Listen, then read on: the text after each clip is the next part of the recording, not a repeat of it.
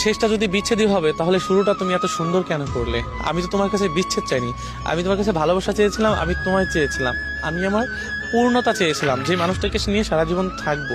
কারণ বিচ্ছেদের গল্প আমি চাইনি যে আমার জীবনে বিচ্ছেদের গল্প হোক। কিন্তু কি জানো, যে কিছু কিছু মানুষের জীবন না বিচ্ছেদ না চলেও বা বিচ্ছেদের গল্পটা না চলেও না তাদের জীবনে এসে যায়। হয়তো তাদের মধ্যে আমি একজন পড়েছি যে বিচ্ছেদটা আমার আমার আমি চাইনি, আমাকে দেয়া হয়েছে। যারা পরিবারে এক্সকিউজ দেখে হারিয়ে যায় না, তাদেরকে সারা জীবনেই তাদের তাদের প্রতি একটা কষ্ট থেকে যায় যে মানুষটাকে ভালোবাসলাম, মানুষটা শুরুটা এত সুন্দর করে করলো, কিন্তু লাস্টে পরিবারের একটা এক্সকিউজ দেখিয়ে অজুহাত দেখিয়ে হারিয়ে গেল। দুনিয়াতে সবচেয়ে বড় কষ্ট কি জানো, যে একটা অজুহাত, যে আমার পরিবারকে মানাইতে পারছে না, আমার পরিবার মানছে না, বা আমি তোমাকে আর চাই না, আমাদের বিচ্ছেদ হোক, এই যে একটা অজুহাত, এই কষ্টটা না দুনিয়ার কোনো ছেলেই না সহ্য করতে পারে না, বা কোনো ভালোবাসার মানুষ এটা সহ্য করতে পারে না। কারণ চাইবেই বা কেন? যে মানুষটাকে সারা জীবন পূর্ণতায় খাতায় চেয়েছে, যে মানুষটাকে নিয়ে সারা জীবন বাঁচতেই চেয়েছে, সেই মানুষটাকে কি কখনো কেউ হারাতে চায়? কেউ চায় না। এই জন্য না আমি তোমাকে কখনোই হারাতে চাইনি।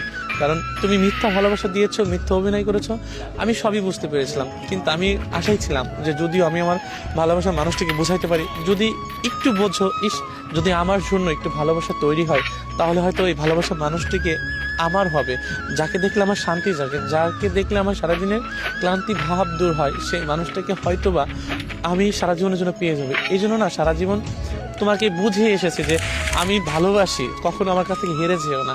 আর শেষমেশ কি হলো, যে তুমি আমাকে পরিবারে একটু দেখে বা আমাকে ভালো লাগে না, আমার ভালোবাসা তোমার প্রয়োজন নেই, বা আমি মানুষটা তোমার কাছে লাগবে না, বা তোমার দরকার নেই, এমন একটা এক্সকিউজ দেখে তুমি আমার কাছে হারিয়ে গেলে।